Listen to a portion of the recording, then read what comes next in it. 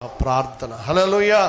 ఒకసారి శ్యామలా గారు వెళ్ళి ఎదురింట్లో అమ్మాయి దెయ్యం పట్టిన అమ్మాయికి ప్రార్థన చేస్తే దెయ్యం వెళ్ళిపోయింది వెంటనే. ఎందుకంటే ఆవిడ ప్రార్థనా పరురాలు కాబట్టి. హల్లెలూయా.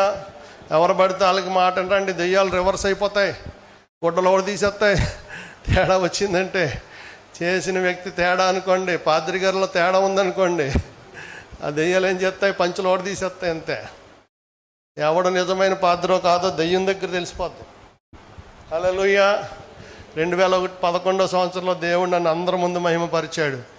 1000 మంది పాస్టర్ల ముందు దెయ్యం పట్టిన మనిషి వచ్చి ఆ సభను అల్లాడించేసింది. మొత్తం సభ ఆపేసి చివరికి వచ్చి నా కాళ్ళ మీద పడిపోయింది. హల్లెలూయా. చాలాసార్లు విన్నారు ఆ సాక్ష్యం. అదే నాకు టర్నింగ్ పాయింట్. అదే దేవుడు నాకు ఇచ్చిన టర్నింగ్ పాయింట్ 2011లో. దాని వెనక ఎన్నో ఉపవాసాలు, ఎన్నో ప్రార్థనలు.